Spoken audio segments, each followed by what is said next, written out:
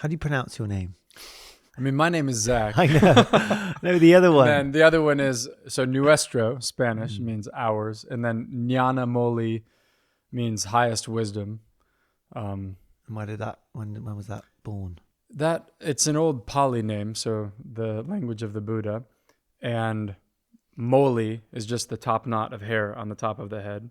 Jnana is wisdom, so it's kind of like the highest or the top knot of wisdom. And I liked the name because there's a monk I really like he was actually a British monk, and his monk name was Nyanamoli.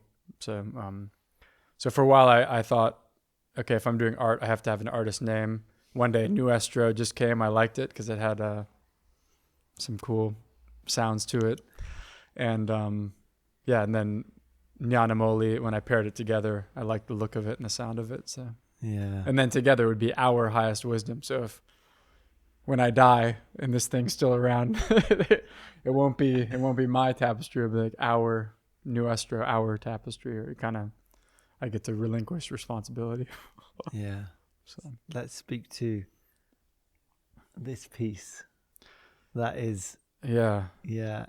hanging in your room behind us in this beautiful space. Yeah. The whole conversation is going to be about the journey that you've gone on to arrive here today, ultimately. Yeah. I want you to share your story and your journey and what continues to unfold, right? And the challenges that you've faced and how this has come to be. How it comes to be hanging here today and all the thoughts and feelings and emotions that are bound in the sewing of it together. So I wouldn't know where to begin on that journey, but where would you think is most appropriate to begin? Yeah. Let me read a little poem from this. Yeah. Okay. It came to me while I was.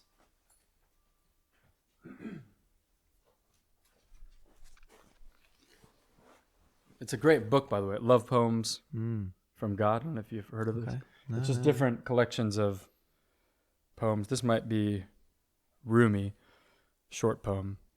How did the rose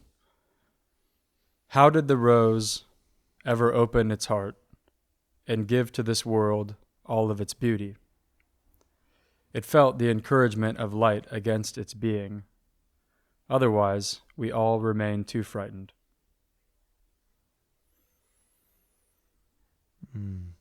So, Love and that. I flipped to this randomly for some inspiration and a feeling of grounding. I like these short. Yeah. So what was your encouragement of light? Yeah. Because that's the most poignant piece in that. It's like to feel that, to open, to stretch and to reach for more. I need to feel that light or that love. Yeah.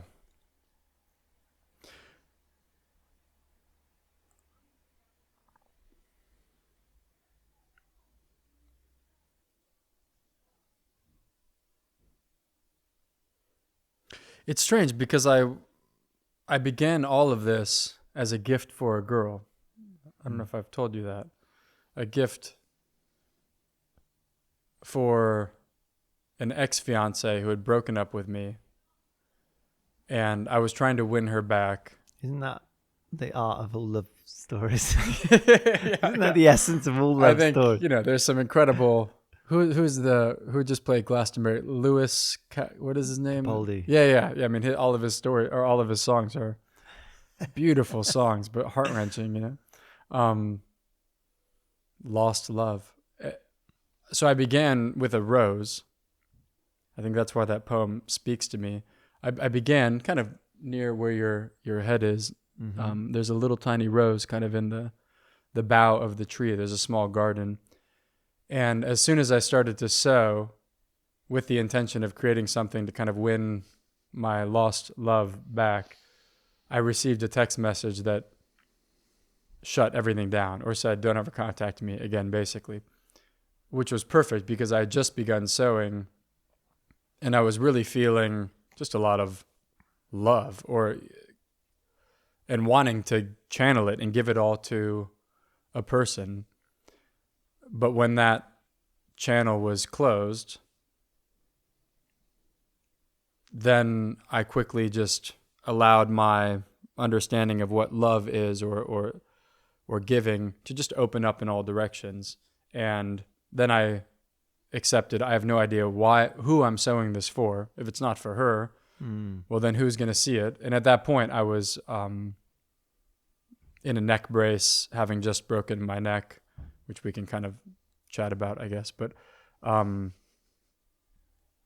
yeah, then the question of who is this for, or why am I doing this, began to evolve, and even to this day is evolving. I mean, just before we are doing this chat, I have just been invited to my biggest gathering of people to display this, here in England at the NEC, which I don't even, more than I do, the National Exhibition, or the National, what is it? National Exhibition Center. Yeah. So that to me is kind of mind blowing, How does that feel? Haven't you just received that news? Like, it feels great. It feels great. Yeah. It feels like, wow. Okay. I mean, there was a point a couple years ago when I was with my wife in Costa Rica, and I would be sewing, and we would get into near arguments or full on arguments of me trying to convince her this is work. There's some value in what I'm doing, and her very understandable perspective of, this is not a job. You need a job. You have to generate income. If we're going to be in a relationship. So yeah, to be invited to a giant gathering of fashion and embroidery, especially not having it in my wheelhouse before, kind of suddenly or spontaneously finding embroidery. It feels great. I can't wait. Just to sit and keep sewing, have an excuse to kind of sew. But also I've had a huge recalibration recently, because when I set out originally sewing, as soon as my ex-fiance kind of dumped me, which thank God she did, we weren't meant to be together. I kind of adopted a mantra: may this stitch bring peace to many people, because it felt good. And I thought, okay, I can make this a meditation. And I had a background in meditation. But as the years passed by, the mantra and the action remained, but my own sense of peace kind of diminished. And I started to lose practice. And just recently, I mean, not even a month ago, I was upstairs in this house, kind of on my deathbed. I mean, unable to walk, urinating in a bottle, crawling across the floor on my stomach, really broken, shingles breaking out, heart doing weird things, my lungs hurting, my spine hurting. And I realized, okay, it's one thing to have a mantra, may I make a peaceful piece of art, but if my own vessel is not peaceful, and it wasn't for many reasons. I was smoking cigarettes, I was vaping, which is horrible, and I'm ashamed to admit it, but it's very addictive. I was smoking a lot of marijuana. I would say too much, but just smoking in general. For a while, I felt it was a healing medicine. Having a broken neck, I needed something to kind of change the pain. But I became a little dependent on it for many different reasons. One, being such a masculine guy, being ex-special forces, it's really difficult for me to sew and not judge myself as I'm doing it, Yeah. How so? I feel kind of like a woman, or like I'm not doing, like this is wrong. I don't know. There's a part of me that judges myself. You should get a job. You should stop sewing. So why do you continue? Do you like meeting that side of you that doesn't make sense, but you have those conditions around that prevent you perhaps from being present and just fully being here? Yeah. Which we all can relate to, right? Like that feeling of emasculation, or like the only person that can do that is yourself, really, in the constructs that we're in. It's the grapples that we all face of like doing this is seen as not acceptable. Yeah. And this is seen more acceptable. And for our teens, 20s, we're kind of figuring this out. But I would like to think as just speaking from a man's perspective, as we grow older, we then start to let go of those pressures and those ideas that have kept us playing small. And that's the journey, you know. It's going through that. So when you have that coming in, do you then meet it, and how do you work with it and kind of transmute that energy?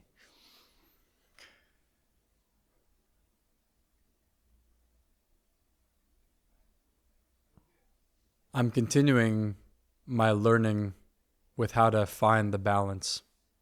I think I've let the pendulum swing all the way into feminine, really embodying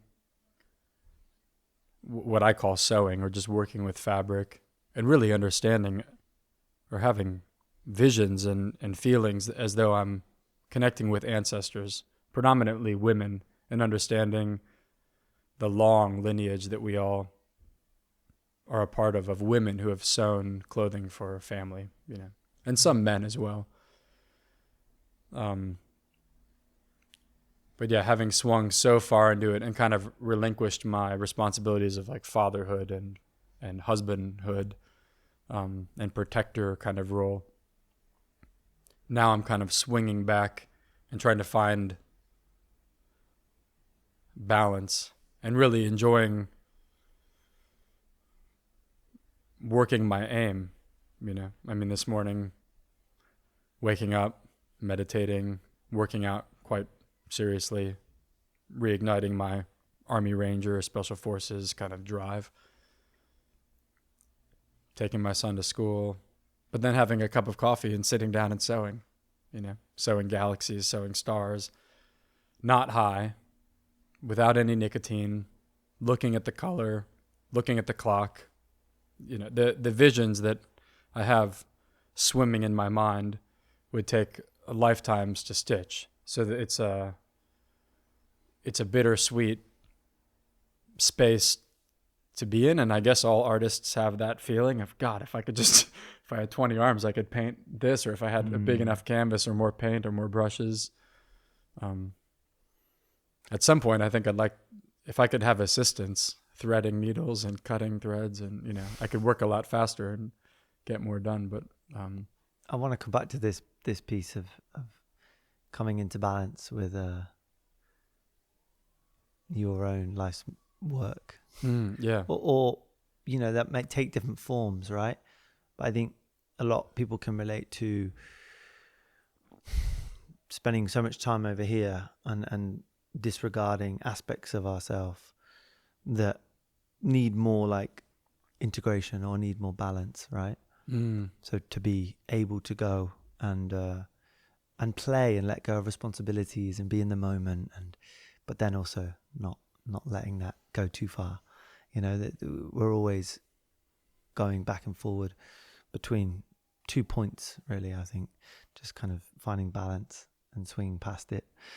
But take us back to the life that you had before the near-death experience. I want to understand that Zach and what he was living, because I don't really know much about you and the life that you were living before this awakening or new way of seeing the world.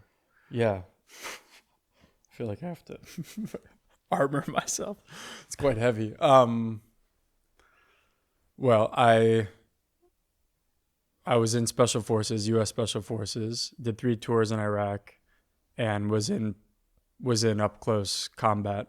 So had to shoot at people and saw people die,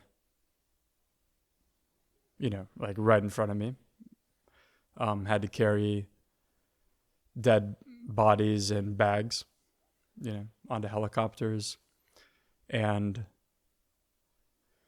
also saw being a soldier as like the top of what a man can do. So I really pushed myself. I come from a lineage of soldiers and Marines and stretching quite far back. So I really pushed myself and did really well. Was like top of my class in Ranger School, like 350 men. I was number 1. So I had some accolades. And then after I got out of the military. Then I was on TV doing some acting in LA. And because of my military training and experience, I did strange, or to me it was kind of strange. I would act like a soldier on TV, which was easy, but quite a letdown. And then on one show, I competed against British SAS with live ammunition and not shooting at each other, but shooting targets. Really intense, like crazy, crazy intense. I went over a cliff, kind of did stuff that could have killed me, but I was doing it for the glory of the show. What was your mindset then? Like, how were you relating to yourself? And yeah, I wanted recognition. You know, when you're in special forces, nothing's televised. You do all these missions and they're all classified. Nothing makes the news. You know, maybe if Bin Laden is captured or Jessica Lynch is saved, if there's some huge mission, then maybe word gets out who did it. But there are thousands and thousands of missions that go down, nightly, and nobody hears about them. So it's kind of I think I wanted to be seen, you know. And then being in LA, being in Hollywood, being on screen, I was seen, but then it was really depressing because I was missing the brotherhood. And there was one night where I was on TV playing a drunk pirate, and my line was so abhorrent to me. I didn't even tell my family or my parents. And the line was just, woo, woo, cake slut. That was it. I walk into a bar and I go, woo, cake slut. And that was the line. And unbeknownst to me at the same time, a guy that I knew and I had served with was on the other channel next to Michelle Obama, and Barack Obama was speaking about him, like giving him standing ovation for 4 minutes. So I watched myself on TV saying this stupid line on a show called Cougar Town. And then I felt the spirit of my dead friend with me, and I felt incredible depression of what am I doing with my life? I'm wasting my life on TV. And then I changed the channel and I see a friend of mine who's disabled. He's lost parts of his brain matter. He can barely stand, and he's being honored by all of the United States military and Congress and everybody. It was the, biggest gathering of U.S. government. So in a very clear moment, I could change the channel and see this is me, and then that's who I would have been, because this man kind of replaced me in the unit. It was a very surreal moment, and it spurred me into meditation. So in that moment, I thought, okay, I'm on the wrong path. This is as clear as a sign as I'm going to get from God or whoever. Does this make sense? Is this kind of, are you tracking? Yeah. I mean, I could show you the clips later too. It's quite wild because it was the same moment on TV at night. It sounds like none of those paths would have served you. So you Yeah. kind of like, maybe there's a bit of regret, but if you'd have chosen to continue, you'd have been No, I would have in that position. So it was literally like, what are you? Yeah, what are you doing? So the next day I found a book on meditation, and kind of having the alpha type mindset. If I get set on something, I continue with it. Case in point, maybe. I went to a meditation course within a week, 10-day meditation, Vipassana. I loved it, but it was also very difficult. I thought it was more difficult than Special Forces training. It was really difficult to sit still. I had a lot of anger and a lot of guilt and shame. It's quite an extreme thing to go into, though, isn't it? Yeah. Well, I thought if I've killed people, which I'll never know for sure if my bullet hit the person. We're all shooting, but if I've done that, I really need to clear my karma in this lifetime. I don't have much. I don't want to carry that. So I left Los Angeles, moved to a meditation center in the desert in Joshua Tree, California, and just spent 2.5 years meditating, cooking in the kitchen, doing course after course. Eventually came to England to do a 20-day course. Showed up in the night, went to the course, left in the night. Never really saw England. Just kind of was in Hereford for 20 days in a cell. Saw the light of day. Saw some snow on some yellow flowers, which was quite beautiful. And what were your family interacting at this time? Like, what were they asking? They began to notice a change. I had been diagnosed with PTSD. That was pretty clear. When I was in LA, I climbed to the top of a building and almost jumped one night. And then LAPD helicopter like chased me. And because of my knowledge of helicopters and thermal imaging and how to evade a helicopter, I was able to get away. But then they found me in my apartment and took me to a hospital.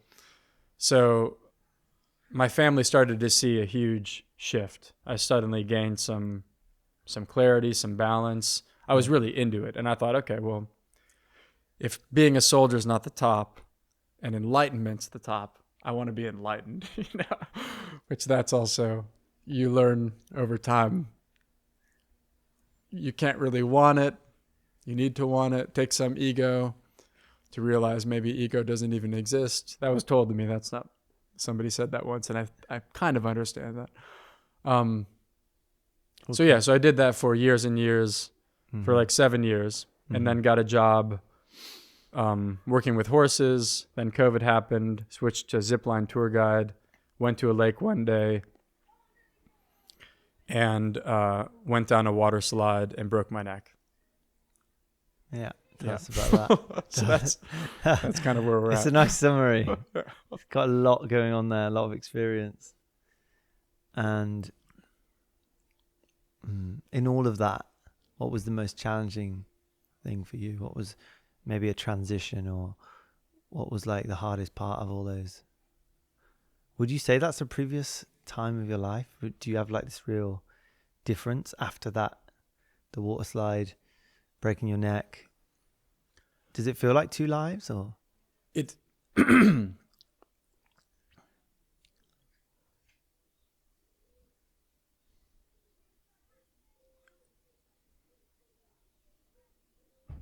So maybe for a little more context. So I was at a lake, and I went down a water slide and dove into water head first, thinking it was very deep, and I struck the bottom and broke my neck.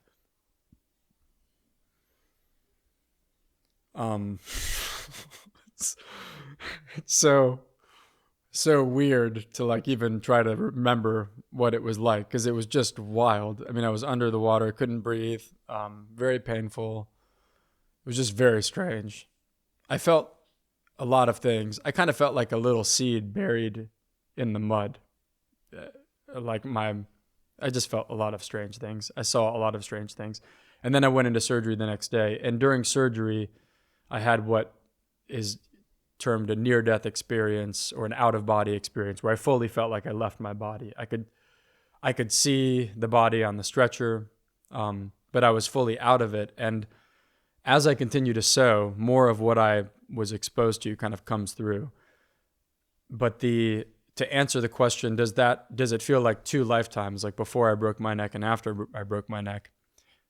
When I hear that question, what I feel is, in that moment, I had the experience of leaving my physical body and kind of being above it in a way, and seeing or understanding that the human life, or just life, is like a stream, and it's constantly changing, and being above the stream of my life in a way, but still being connected to the energy. I could then see that before this lifetime, I had another lifetime.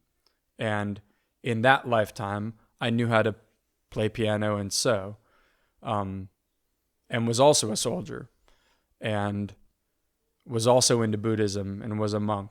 And then I came back into my body, and for a couple of days, it was like I was integrating two different lifetimes. Coming back into this physical form of Zach, it was very easy to, or I was naturally just pushed into my memories of this life. But there were some memories that were totally foreign. Like, I don't know how to play piano, and I don't know how to sew, but I could do it. I could suddenly sit at a piano and play.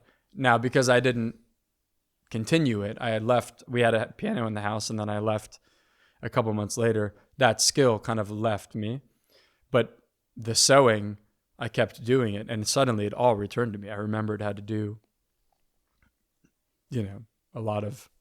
How do you know it wasn't telling the future of this life? Could be. I really don't know. All I know is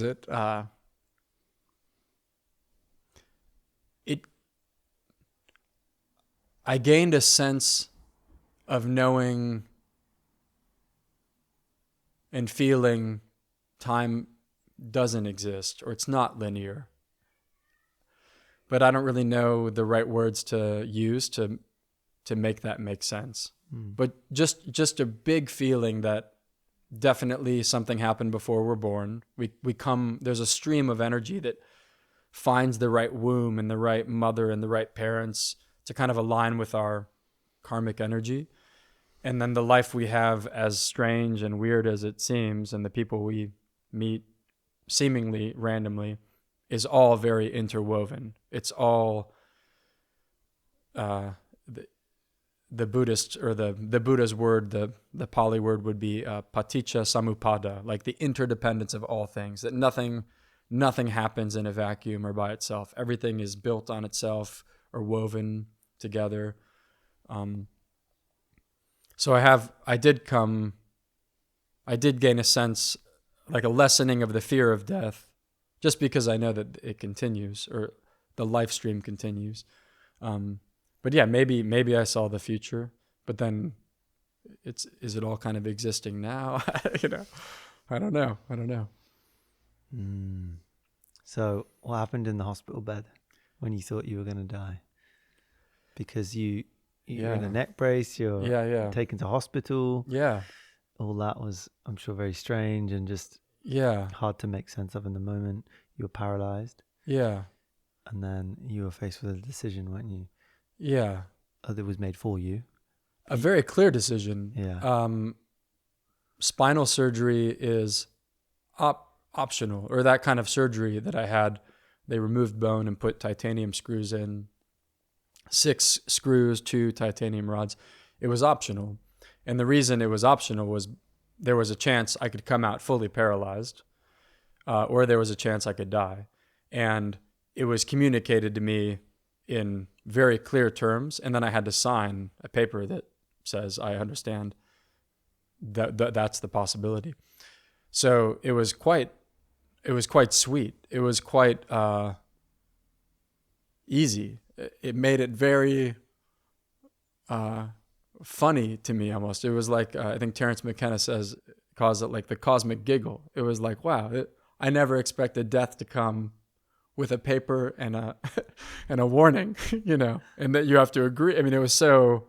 You have to agree to die. Yeah, it was so structured, like, wow, here comes death, and it's going to be here. It could be here in 10 breaths, because you're going to get anesthesia and you're going to go under within 10 breaths, or the count of 10, count backwards 10 to 1. And, thank God, or thank all the Buddhas, or the green Taras and the white Taras, or the angels, whoever it is that's kind of been around me as I've been on this path. I knew, and I've been told many times, at the moment of death, be aware of your breathing. If you can do that and exclude everything else, or rather than exclude it, just focus on the breath, and that will be it. And so I did that, and I didn't have any worry about leaving the life I was leaving. I was 36 at the time, and I didn't have any fear of what was coming.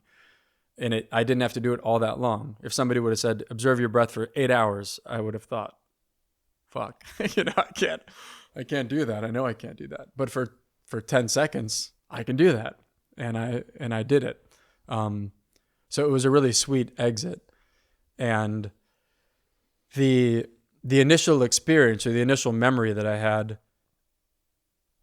all I could remember was meeting 6 tall beings and being at a threshold, like some kind of a doorway. It's always so hard to kind of remember it because it was so beyond anything I'm used to. But I was very clearly facing the energy of really nice people, or really divine high vibe masters, or spirits that were not in human form and were kind of helping me or communicating something to me. And at the time, all I could kind of remember, or even now when I think of that moment, it was just something had happened, and this was the end of that something. We were at the threshold where I was going to return to my physical body, and they were going to return to wherever they go. But there was also knowing they're around, or it's just a different energy. And the agreement, or an agreement was being made and communicated to me, and the agreement was you won't remember what just happened, or what we showed you, or what we did, or what we talked about, because if you remember, you won't shut up about it. And it was, I've said that a couple of times now in different, interviews, and it was funny to me. It was a really sweet way of using my own terminology. It was like, you won't remember because you won't shut up. And I thought, yep, that makes sense. Like, must have been great. I can't remember. And it wasn't for anybody else's benefit. It was for my own understanding that something happened, you won't remember. And then the last part was you have to do the work. So do you believe that what they did communicate to you, you've now forgotten? I think more and more I know the essence of what they communicated. Now I have visions of, as I sew, as I let it come out into the canvas, then I suddenly can see it. It's as though if somebody went to Rome and then they got a concussion and they totally forgot going to Rome, and then they start painting and somebody says, oh, that's the Vatican. Oh, that's that river. That's that bridge.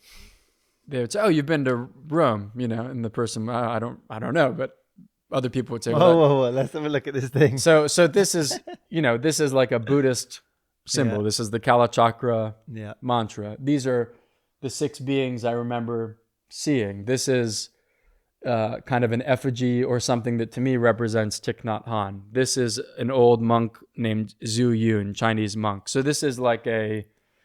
Did you know that these names are associated with these? Well, here's where it gets weird. So I just did a 2-week meditation course at Al Foxton, and I've been studying Buddhism for years and years, but never Tibetan Buddhism seriously. And I've just come across this teaching, which is a Tibetan Buddhist teaching, which is called the wish-fulfilling gem tree, where somebody sits in meditation and they imagine a giant tree full of Buddhas and spirits and all of the symbols and things that for that person resonate peace. And you imagine you're seated in front of this tree, and it's your enlightenment tree, and you invoke it, or you fill it with flowers, and you fill it with beautiful scents. So only 2 weeks ago did I hear of this teaching, but I've been doing Tibetan symbols. Here's another one. I've been sewing these in, not even really knowing why I want to. And I've been sewing, little monks, of course, because I've studied meditation, or maybe that's why. But suddenly I continue to come across more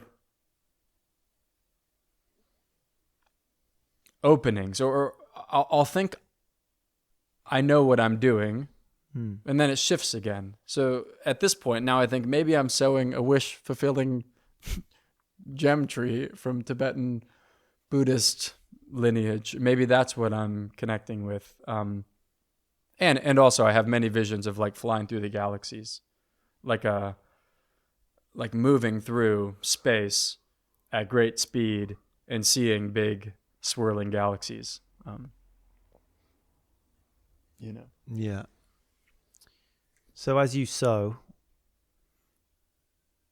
would you say that you are remembering past lives?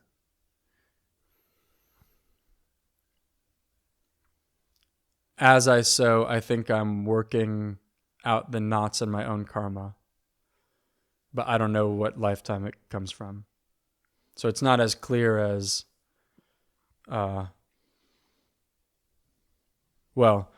try not to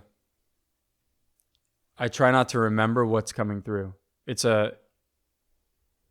I learned early on, as I sew, I have vision after vision, memory, a tactile memory, a memory of smell, a memory of taste, a memory of a death and a love and an experience. And if I get caught up in the memory, then the sewing stops. So as I sew, a single stitch, I'll get a shock of something. And I found I just have to let it move through me. And it's no different than sitting in a meditation cell with nothing going on, and suddenly an emotion or a feeling comes up. And the guidance would be just be with it and try not to have any aversion toward it, try not to crave for it to stay. And I've done maybe 100 million stitches. So a lot has come up. I'm very much aware of one recent previous lifetime that I think is, I think it was my life stream. And if it wasn't mine, I'm definitely connected to that guy's spirit in a huge way, because I've, his name was Osbert John Salvin Moore. His monk name was Nyanamoli. He went to Exeter College. He served in World War II. Then he worked at the Italian section in the BBC for a bit. Then he went to Sri Lanka, became a monk, translated some books, and died. I've traveled to the monastery he lived at, a little island monastery in the middle of a lagoon. I've met with the monks. I've told them I remember being here. And we've done what you could say is like a confirmation with the monks, to the point of them saying, one of the monks saying, I remember being one of your teachers who taught you Pali, and then let's record us meditating. So I have 14 minutes of just us meditating. Then this guy, Osbert, sewed flowers into chairs in a house here in England.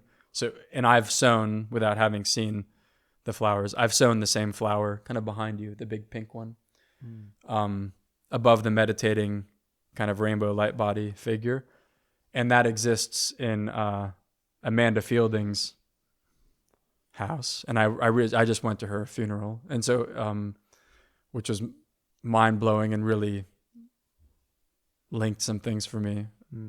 I mean, she was incredible. And so I remember being, or somehow I have memories of being the godfather monk to a woman named Amanda Fielding, who is big into psychedelics. And so there's all this weird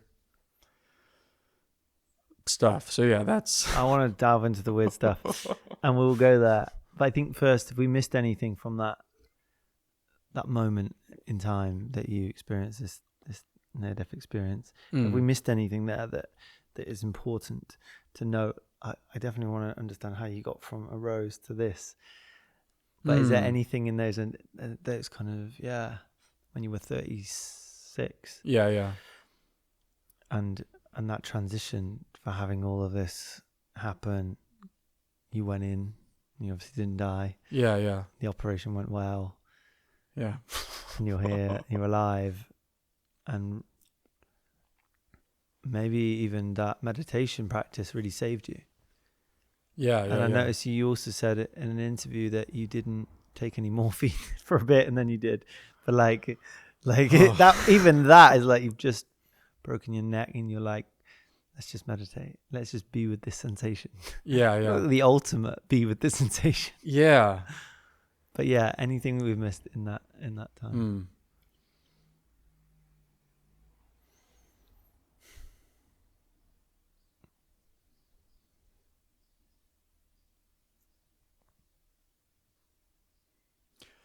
The big thing that's coming through is just the way I was quickly shown how to accept help from others.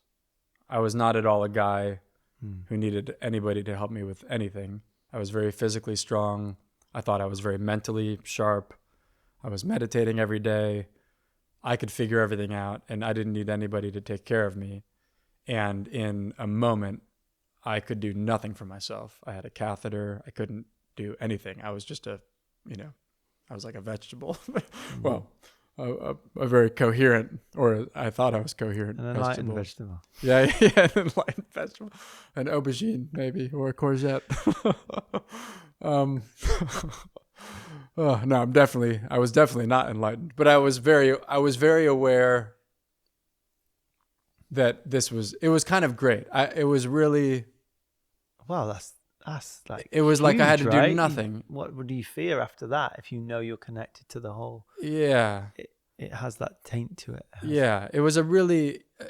I feel bad telling the painful part of the story because I see the reaction in people where they go, oh, and they think, oh God, how painful. But for me, it was really quite blissful. The pain was really wild, but it wasn't that long. You know, it was only a day of like really hard pain. And then I resisted the morphine, but it's only a day. You know, anybody can go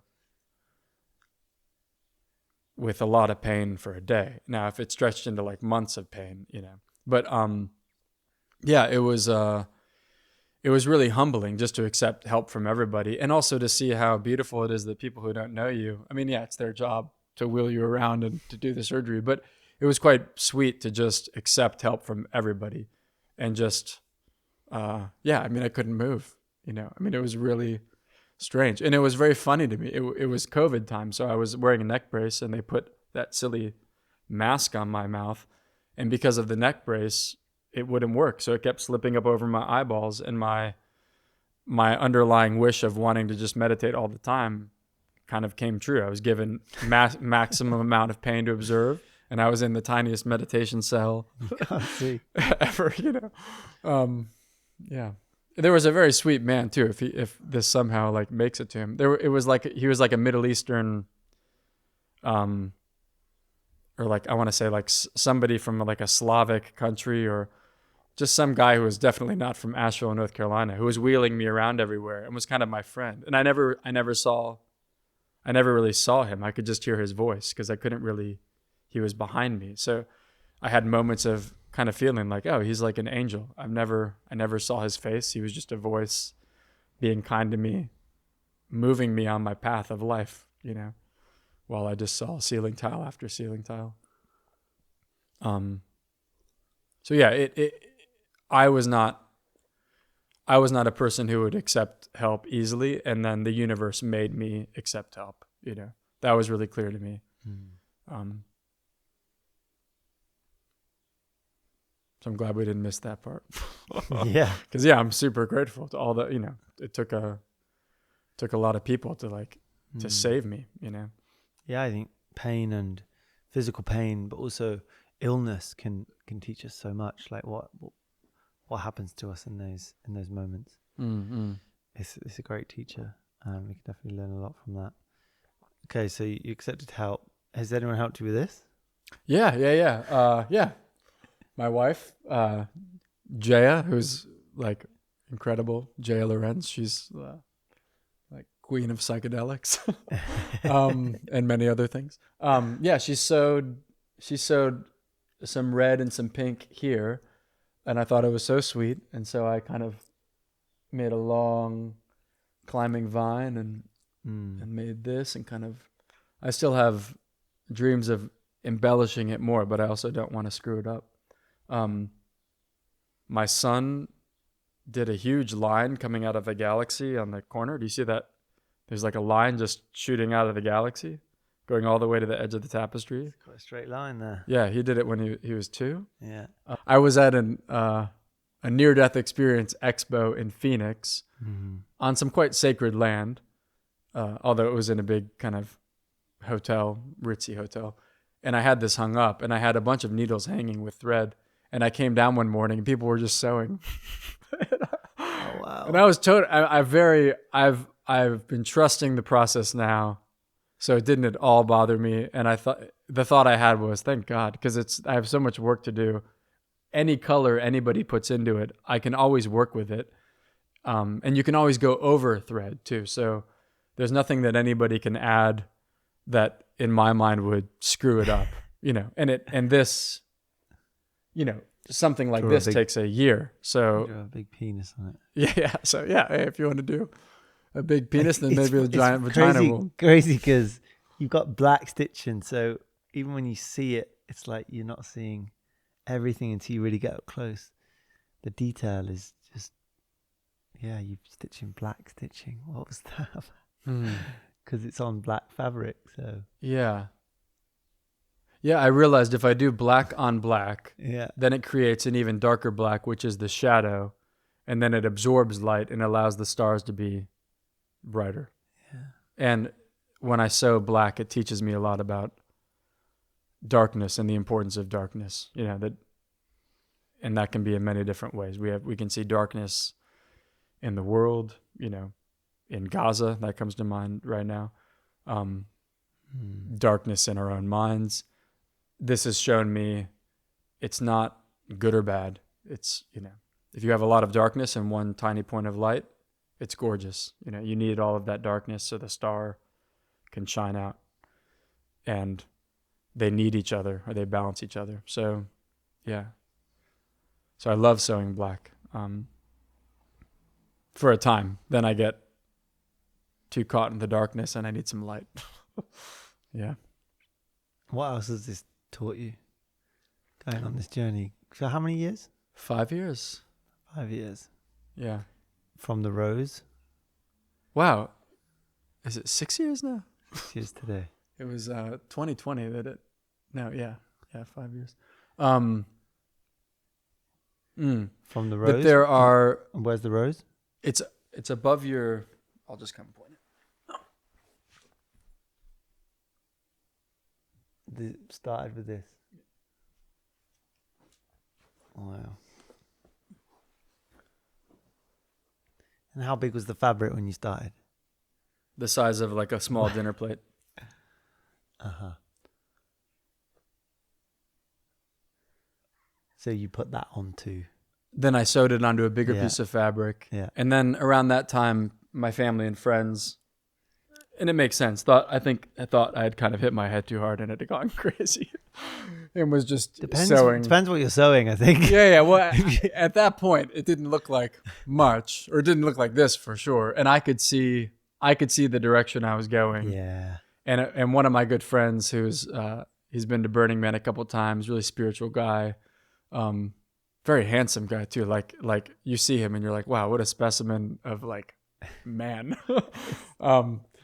He was like, hey, come stay with my wife and I in Costa Rica. We have a guest house and you can sew and we're not going to judge you. And I thought, okay. So yeah, I went to Costa Rica. I love that people just invite you to come sew. Yeah. Just to be around it. I mean, it's quite special. I mean, the journey this has taken you on. Yeah, and the trust you must have had in your own, like, inner, I don't know, calling, or just inner guidance system that was really calling you into sew. And when probably people around you were like maybe concerned or like just really not getting it. Yeah. It's even now. Yeah, even now. Yeah. I mean, I've taken a break. I haven't sewn into this in about a month maybe. It's been packed up in a suitcase. I've been working on a little one, but yeah, it became so much of a tension in family life. I was spending too much time on this and not enough time on dishes, but then that taught me, or that's shown me, okay, I have to be in a really good space to continue to continue this work. Now I think I'm ready, but I can take my time. When you asked, what else has it taught me? So much, but the one thing that's coming through strongly is just as I'm looking at the roots of this, of like the main tree,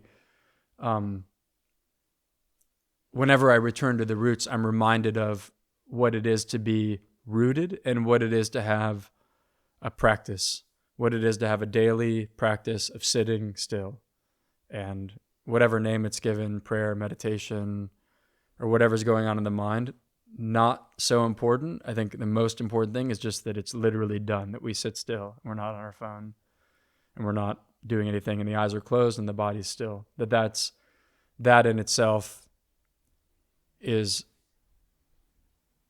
the root of the tree, and then the more the roots kind of grow and dig into all of the shit and all of the whatever it is, then the canopy begins to blossom, then fruits begin to pop out, then the tree gives us shade. So yeah, it's like I can work on any part of the tree and it will remind me of that aspect of spiritual practice. And then the final thing, which I'm just excited about and will take years and years, is sewing all the little pathways. Like if you look by your shoulder, there's a little staircase. kind of, there's like a white, What is? no, right. Right here, kind Yeah. So that kind of, of going up this way. That's like. Yes. so over time, I'd like to work in more and more little ladders and staircases and hidden pathways that represent all of the different ways to enlightenment. You know, there's also one kind of a staircase coming out of this galaxy here. So feeling into what is it that we're all aiming for? What is the holy goal? You know, and artistically, how can I give my own interpretation of that? And what's very clear to me is it's infinite, it's endless. You know, so I'm just excited to sow a lot of cool, like little hidden pathways, because I think we're all on our own paths. You know, they cross yours and mine. They're crossing right now. So, didn't expect it this way. Yeah. Well, I saw this. I didn't even see it actually. I was on a podcast with Samantha Rose, I remember, and then she mentioned it. She was like, "Did you see this guy at Love Jam? He was painting this tapestry, and it was just like huge." And she starts telling me the story, and then next week I'm at your wedding. Yeah. And I'm like, wow, I'm at this guy's wedding. Yeah. Because I didn't know who you were or Yeah. what was going on. Yeah, fascinating. And then we kind of interweaved. Yeah. But it is that. I want to ask you what sacrifice has it took to create something like this, you know, that holds a lot of power and also attraction. People are attracted to it. Yeah. And then they, like all art, right? That Yeah. some things are more attractive to us than others, and we're drawn in by whatever's reflecting back in our own, that we need more of or haven't got enough of. Yeah, we do. We learn a lot from art. I look at this and I go into my own inner journey of like, what you know, asking bigger questions and what, you know, how do I make sense of the world through this piece, and what does it evoke within me?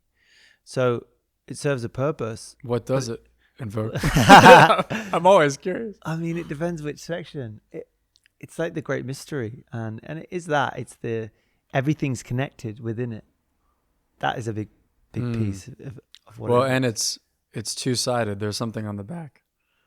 There's going to be.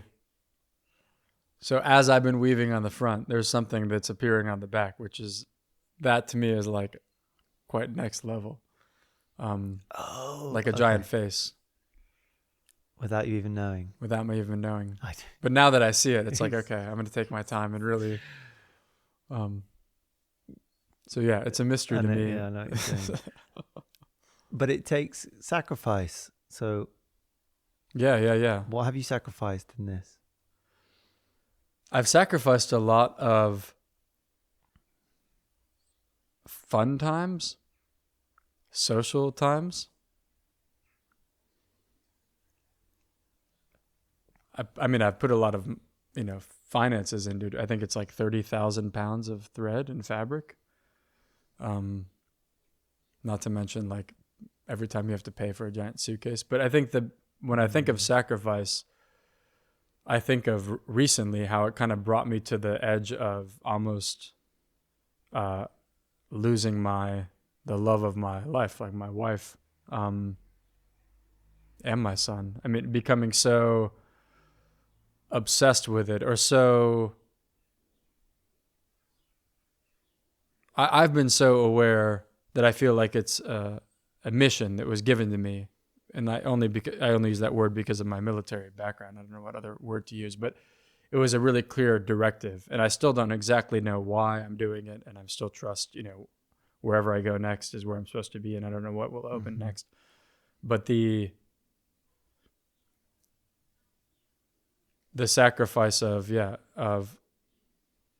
being invited, or, you know, my wife saying, hey, do you want to go out and do this with our friends? And then me saying, no, I prefer to sew, knowing or feeling I have to do this work. I have to get it to a certain point to where it kind of makes sense to other people what I'm doing. And I don't even exactly know what I'm doing, but I knew I had to make it big enough and stunning enough and detailed enough if I'm given, or if I have 5 more years, it'll become even more 3D. It will become a little larger. But it, then that kind of sacrifice evolved into, rather than being asked, hey, do you want to go do this thing with friends? Just, hey, I'm going to go do things with friends, and I know you don't want to come. And then me accepting, okay, I guess I don't want to do social things. And then that evolving into not even being asked, and then kind of slipping into a really lonely place of sewing, because I feel like I'm supposed to communicate something, because I feel like I've met some beings that were really divine and I'm supposed to communicate some message, but then kind of losing the message for myself. If the message is to communicate peace and love and all, whatever that means in an artistic way, if I've lost that, then I'm lost, and I'm not, with it, I should stop. And so about a month ago, that sacrifice kind of caught up with me, and my whole body just gave out. Is that the right way to answer that question? Or does that make sense? It makes sense. Yeah. I totally can relate almost to that. And I find that it represents something also of what maybe a lot of people who are on their mission have to compromise or sacrifice. And I think it can be very challenging for people who have this idea, or even like have a calling, have a pull in the direction of like to create something, whether that's a business, whether that's a podcast or a tapestry. It's like I have a real pull and a deep yearning to keep going with this, but it's gonna, what am I willing to compromise? And I think you have to just go on that journey to understand it. There is this, I'm like also drawing parallels to this journey you're on, and also a lot of spiritual teachers that start to become a bit disembodied, what I would judge as disembodied. So then they start to leave their humanness. Yeah. And it's this fine line which I have a hard time with, and I project onto a lot of spiritual leaders that are not in their bodies. You look at Muji, you look at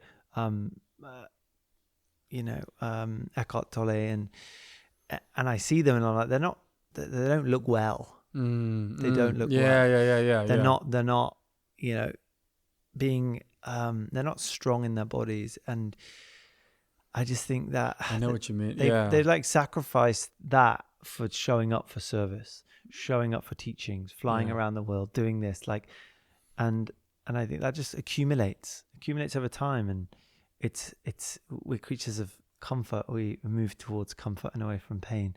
That's just our natural survival strategy. Yeah. So if we're not aware of that, we're not actively doing something about it, and not accountable for it, then it's gonna disembody us. But it's just like a mission. It's like, is that bigger than me? Yes. Yeah. But you're also relying on you to carry that mission.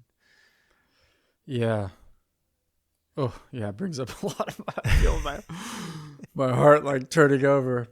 I think for a while I had this idea that maybe the mission is I have to like attain enlightenment while I'm sewing it. I have to just be so zen and so monk-like that I become an arahant, or like a fully enlightened guy. I think that idea was kind of killing me. And I think that's a good idea if you're a monk or a monastic or a mendicant. But I have a partner who I love, who I'm wildly attracted to. And something clicked recently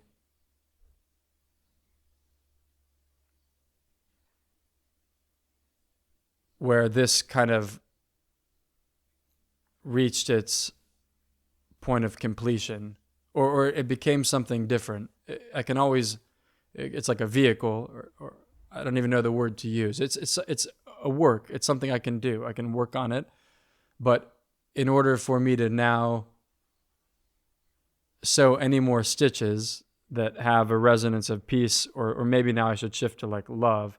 In order to do that, I have to cultivate love with my partner, which I'm actually quite excited to do, especially having recently been introduced to Tibetan Buddhism and like tantric practice, or that idea that poetry and art and music are okay, which maybe sounds strange, but for me, my understanding of the Theravadan Buddhism and certain practices, that really is like low brow and should be avoided, too much pleasure there.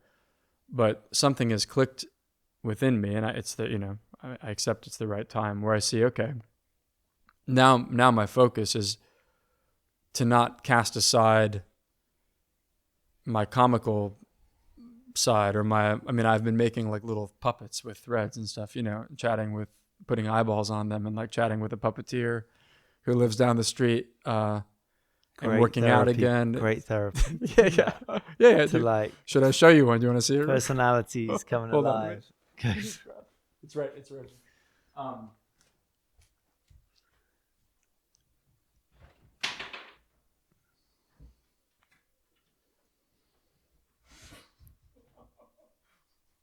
And who's this guy? I thought it was just going to be me and you.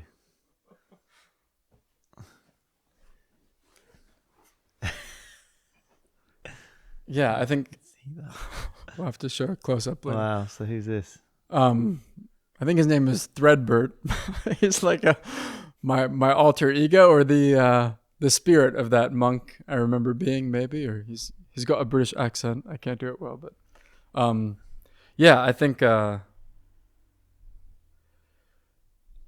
think sacrifices have to be made when when you have a feeling you're supposed to do something. Mm-hmm. But then life kind of pulls you back into life, and you do the mission for a while, and then you return. Well, that was I liked that. So funny, because I was thinking you return, like you close the door and the door just closed upstairs somewhere. Yeah, you do a mission and you return. Same thing in war. You don't go to war forever. You go out, you do your work, and then you come back. So yeah, I don't really know what's coming next.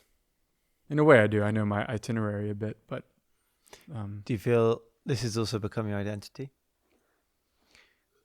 Like a little bit, yeah. Like I think if somebody were to work with that as well, because it can cut fully, like it becomes part of you, and everyone sees you for the thing. Yeah. Because then it's hard to put down. If you stop sewing, who are you? Yeah. That part I'm kind of excited about too, because I've been trusting now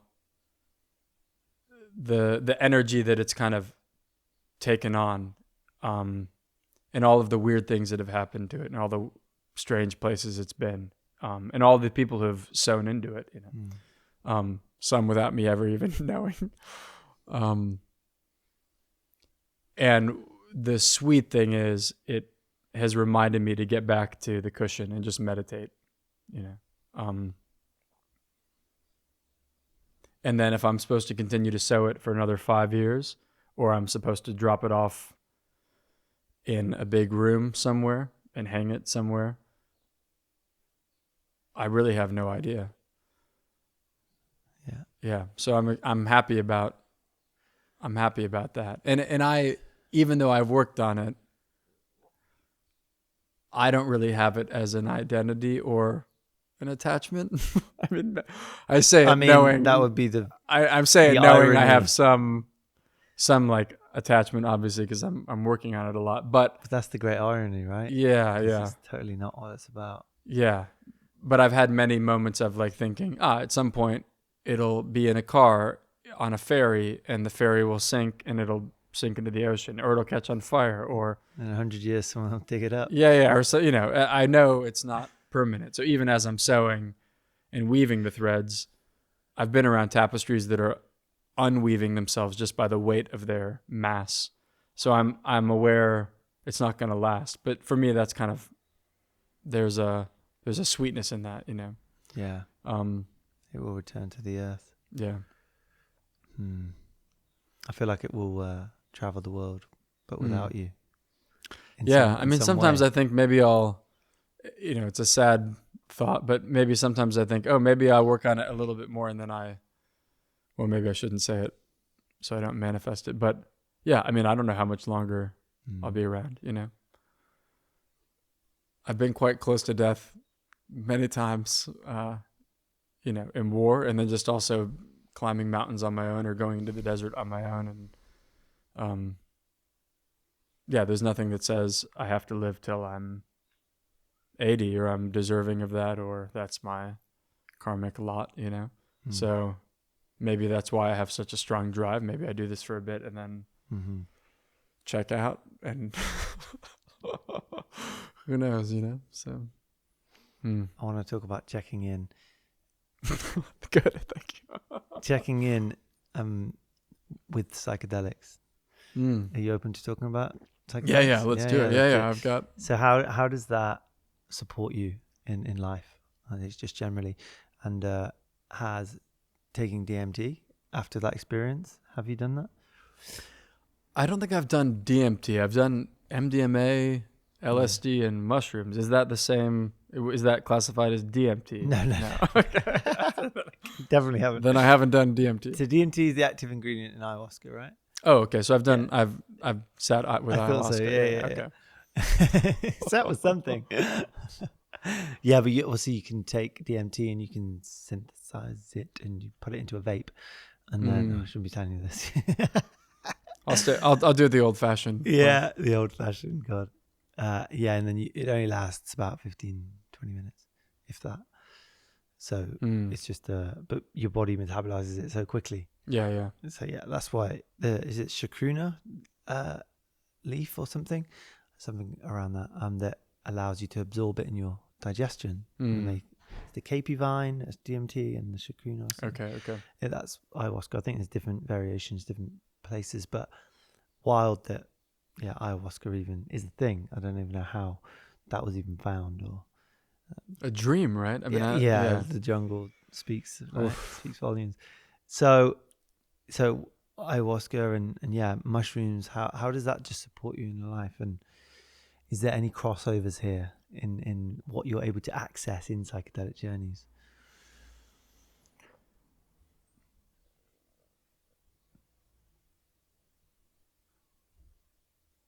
When I was practicing meditation early on, I had a strong belief that psychedelics were intoxicants and that I shouldn't take them.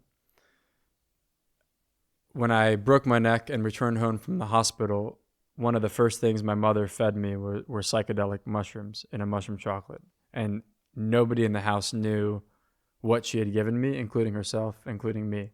So I was living with an herbalist who actually works at the Ram Dass Foundation, or works for the Ram Dass Foundation. I won't say her name, but she's quite famous, but we had kind of a falling out. Or not famous, but she's, if I say her name, she's out there. She's cool.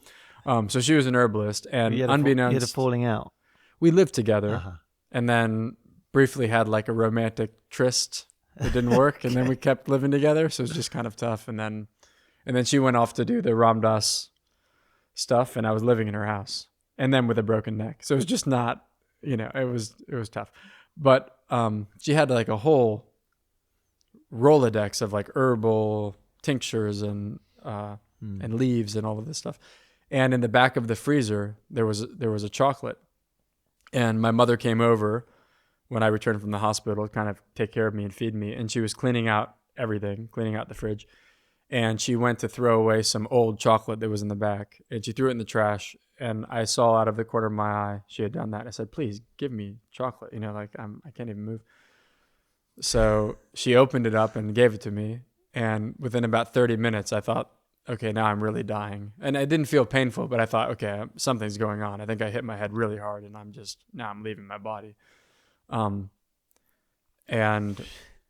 then it occurred to one of my friends in the kitchen that it was psilocybin, so at that point I could feel the mushrooms like a glowing orange, like a tender, loving energy moving up and down my neck, doing what I thought was rewiring a lot of my nerves. So I think it was incredibly perfect, and it made me aware immediately that the plant medicine finds us when we need it. So we think we go to it, but really it's a meeting. We think we go, or I would say, oh, I'm going to go sit ayahuasca, but once I'm in it, I realize ayahuasca is kind of pulling me in, So same with the mushrooms. And then when I met Jaya, quickly I was pulled into, so Jaya, my wife, when we met in Costa Rica, she had just finished starting the Beckley Foundation, and was running psychedelic retreats. So I was brought on to teach meditation, and it was blissful. It was so incredible to sing music and to sit in ceremony while people were taking mushrooms. And I saw the benefit immediately, but that's not even the right way to say it. Just how sweet it is to be connected with the plant world and the fungi world in the present moment and receive what you need to know in the moment, with all of the interconnectedness so clear to the people in the room, to whatever's going on internally. And I became so aware of what a medicine it is. But then I also, it's kind of wild, but I was in the Netherlands. I wasn't with Jaya, and I took way too much while I was kind of facilitating, and got super high, which just made me feel really aware. And that's when I really started remembering a lot of having lived before, like more memories of being a monk started to come through. Interesting. How do you differentiate memories from just stories or from story? Yeah, imagination? Yeah. So a memory came through of something being hidden in a text that it was already written, and I was able to go find the text and find what was in the text hidden. So it was something that wasn't just a memory. It actually existed. Wow. And then the final, and then other memories came through as well. But it was like a moment of being very much with the mushrooms, with this hanging behind us, and suddenly understanding kind of what I was doing. It was just another moment of really feeling, okay, I'm in the right place, and also recognizing this is my last mushroom ceremony for a while, recognizing I don't need to be sitting with mushrooms all the time, And at that time, maybe it was like 5 or 6 retreats that I had done, and not taking a large amount. That was like a big amount that I took. I kind of got in trouble for that. but again, it was at the time, it was, oh God, I always fuck up in the marriage. I feel like I'm such a failure, but I mean, I feel like I'm a loving guy, I'm not trying to hurt anybody. But yeah, I took a lot of mushrooms, got in big trouble, and then was kind of like kicked out, got the boot. But also it was perfect because it was like, I don't need to be doing this anymore. I need to return to meditation, I did ayahuasca a couple times as well. But yeah, obviously I'm sewing. If it's not obvious, I feel an incredible connection to plants, flowers, bees, the weather, the stars, the natural world. I think now more than ever, if somebody feels the call to do mushrooms or ayahuasca or anything else, but especially those 2 medicines, incredibly important, to tune in and see, okay, what are the plants asking me to do, or what can be cleaned or cleared within my own energy. Yeah, for sure. But when you get the message, hang up the phone. Yeah. It's medicine. You don't just keep popping Advil all the time if the pain is still, or I don't know, what is it here? Paracetamol? Paracetamol. If you keep taking it and the pain doesn't go away, Yeah. maybe get to the bottom of the pain. So, Yeah, man. And what's next for you in the tapestry, apart from the NEC, the bright lights of Birmingham? Yeah. Well, so I mean, a lot of stuff rapid fire. Next weekend, I'll be at a gathering at Alfoxton. They're like fifth anniversary kind of birthday party. So some really kind guys there are making me a giant stand. Wow. Giant wooden crossbeam. If they can find it, I think they said they could. And then the next public thing I'll be doing is my first ever art exhibition on the High Street in Glastonbury, with the red dress, which will be quite a wild collaboration. I mean, together there's some really interesting energy going on. Kirsty, who has the red dress, has sewn a galaxy that looks just like the galaxy I've sewn in the dress, except they're mirror images of each other. So it's really strange. Whatever alchemy is going on there is still beyond me. And then I can't say what magazine yet, but we've been asked to be in a magazine, which is a pretty big magazine. So that's cool. And when that happens, I'll be in a magazine. So that, I mean, I'm really excited. I wish I could say the magazine, but yeah. So there will be a publication. Yeah. Some photos, and yeah, then this thing at the National. What is it? National Exhibition Center. I'm so excited. I was saying 10,000 people will be there, but actually the woman I just had the call with said 20,000 people. So huge. Football stadium. Yeah, maybe that. No, actually, I'm. Well, yeah, I'll be. You can't say it. I can't say. I love how excited you get. Jaya, my wife, gets on my case for like exaggerating things, Yeah. Which I feel is it's like an American thing. You you fake it till you make it, or you talk about something till it becomes a reality. But in British culture, everything is, if you're super wealthy, you don't talk about it. If you're very famous, you don't mention it. It's like very, Yeah. You could be, the most famous musician, and you say, "Oh yeah, I play guitar." Yeah, it's true. So yeah, I sew. How do you find that here? And also, like, the celebration is different, right? How we celebrate each other. I find that quite interesting around American culture. And I think British people get into a perception of American people being fake, but it's not true. Like, it's actually just that they are over-enthusiastic, what we would deem over-enthusiastic about other people's success sometimes. Yeah. Like, oh, that's so great. Yeah. Like, it feels a lot for us. But being here, it's like, we need to. I was on a call. I was on like this online community of like American people, and the whole hour was just like going around sharing your successes, and everyone's like, yes, and I'm just like, oh my god, this is so foreign. This just feels so different. Trying to think of something to say about the difference in culture. I just really appreciate it, and I also see my roots here. I mean, it's not hard to see. Oh yeah, I come from here. I mean, and I know historically my family paid taxes in London like 300 years ago, so we're on the books somewhere. Fascinating. But yeah, there's an old history, in the Stones here, which I really love, and in the Springs, which I really love. But then there's old history in the land of America, I mean, white America's quite new. The buildings in America are quite new, but the land itself, Yeah, absolutely. Land is old. Land has memory. Beautiful, man. What else can you share that you are excited about? What's coming up? And what's happening in your world? What are you focusing on now? Man, I'm really excited to read about Milarepa.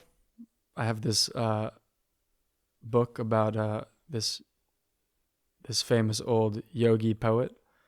I'm really looking forward to traveling when the time is right to Tibet, to Dharamsala, and to Japan. I think those three places are speaking strongly. And in the tapestry, I've been hiding Japanese text, Japanese kanji, specifically the word peace, which actually, the way I've been scripting it, it's legible by both those that speak Japanese and also Mandarin. It's the same text. So, art, one of the sweet things about visual art is you don't need any particular language to interpret it or take it in. So I'm really excited. It's not the right word, but because it almost brings me a little trepidation. Maybe that's why I'm not going yet. But I feel at some point it would be really sweet to go to Japan, where people are really Zen and they're really into craft in a different way, and be in some Zen temple high up in the mountain with some wind and just so there. But I'd have to take my wife and my son, and it'd have to make, financial sense. So, but things are starting to work, so we'll see. And then, and then I've been working on a book for a while. A publisher out of Australia. We've been going back and forth now with chapters. My father's a poet. My grandmother's a poet.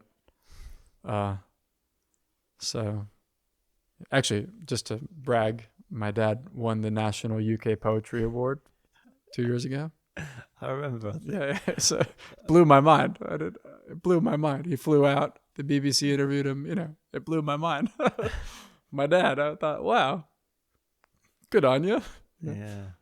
So yeah, maybe a book, or not maybe, a book will come at some point, but I still don't exactly know what I'm supposed to share, what's important, I want it to be helpful, maybe a story that will guide younger men away from war. And then the thing I'm most excited about, or most lit about, is just getting in shape, staying in shape physically, and also keeping my practice going.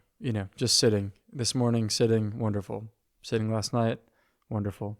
Just continuing to do that and attracting myself to other people who are sitting, and being around, other peaceful groups of people. And if we happen to sing and chant mantra, amazing. Thank you for yeah inviting me into your space and just being very open since the off of my intrigue and wanting to have this conversation about you and your journey. I appreciate it, man, and you've always been very kind to me and very present and joyful, and I really appreciate it, man.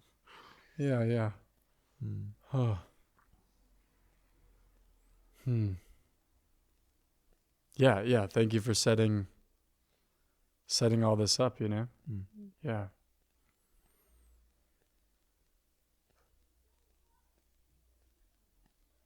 thank you for allowing me to speak. I don't say all that much, and a lot of times I feel like I feel a little weird in speaking, like I'm troubling people or not. I don't know, like overstepping, or I don't know. It's been weird lately. Let me see. Let me just sit for a moment.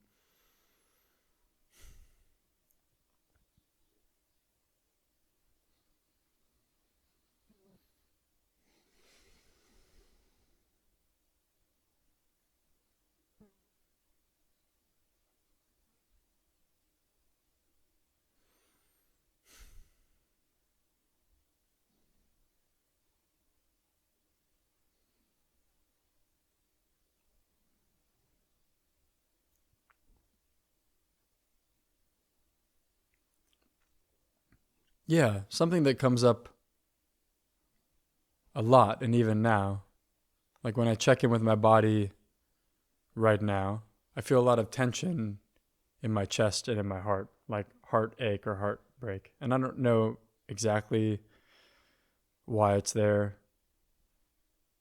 but it's very close to me, and I know that's kind of where I need to work. And when I'm sewing, the threads pass easily through the canvas until they don't, until suddenly the thread throws itself into a knot and it tangles and gets really tight. And because it's such small thread or such fine thread, it's a really difficult knot to untie. And I used to just cut them out and start with a new thread, and I would waste a lot. But then I realized if I take my time to untie these tiny knots, and sometimes it takes like 5 or 10 minutes, then I'll have more to work with. And that continues to appear in my life or my way of living, meaning it's very easy to identify where the knots are in my relationships with my partner, with my son, with my family, with the neighbor, with whoever's showing up in my field, whether physically or in my mind. So in the past, maybe I would cut that knot and just push it away, but I would lose something to work with. So now, sitting with you, I'm again reminded, and as I'm just noticing there's a knot right here as well. I'm aware there's nothing wrong with knots. They're just a part of life, and you can't predict when they're gonna tangle themselves. And yeah, it's where we need to work. Does that make sense? Yeah. And then when you work with them, then nice things happen. Like, this is really nice. This is really sweet. Like, it's been a lot of women coming through. My wife's British friends, not a lot of guys. So it's cool to be with somebody who's like very balanced, but also like physically strong. You're not like a puny spiritual wafy yogi. You're like, masculine embodied man. And maybe that's why we've been like talking back and forth for a couple years, it seems like now, but we haven't aligned yet. But this morning I felt very manly and masculine and strong, and really liking that, and really remembering like, oh yeah, karmically I have a masculine body prone to being very strong if I choose to propel it in that direction. And now I'm sitting across from another strong man, and it's like, okay, yeah, that makes sense to me. Yeah. There's a similarity in the resonance, Yeah, and I think we need, not that we need more strong men in the world who are peaceful. I think we do. I think we do, but rather than needing it, I just see the rise of that. Yeah. I just see the vacuum of that. I think we all see a lot of strong, violently strong men. Yeah. But yeah, it's sweet to like connect with another brother who gets that there is something higher than violence, so yeah, it's cool. And then it's nice to like speak with you and just see you, because all I'm seeing is your face, and your eyeballs, and your muscles, and it's like, yeah, okay, yeah, we're men, this is what we are. I don't have to be a wimpy monk. I can be, like a man, so yeah, anyway, maybe this sounds so obvious, but it's like I've been having a lot of epiphanies lately. So to sit across from you is like, yeah, it feels nice. It's like, okay, timely. It's back in the tribe, It sounds timely. Yeah. Thank you. As you'd say, it's sweet. It's sweet. It's all sweet. Yeah, man. I totally get that. I think it's important for me to ground myself into like a physical practice every morning. And yeah, just, it's been interesting, like the journey I've gone on with like my own strength, and like not wanting to completely rely on wanting to look a certain way, and like letting go of that, and coming back to like just being okay with how I am, having to like almost let go of my need to be strong. So I think as men, there's a huge condition of like wanting to look a certain way. If you choose that or not, but I think a lot of men suffer at the hands of that kind of idea of we have to look a certain way, and also what comes with that is getting validation and recognition from others because of that. And I don't know if this is such a rabbit hole, but yeah, I think returning back to it, like I love feeling strong and just having a real physical practice. I think it's so important.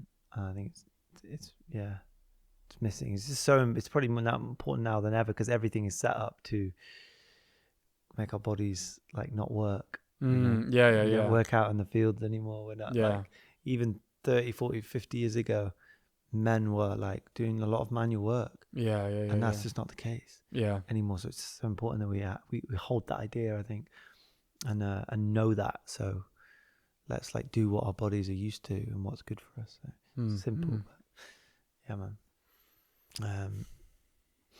All right. We normally end with a hug, bro. Cool. Will you do that? Yeah, of course. Yeah.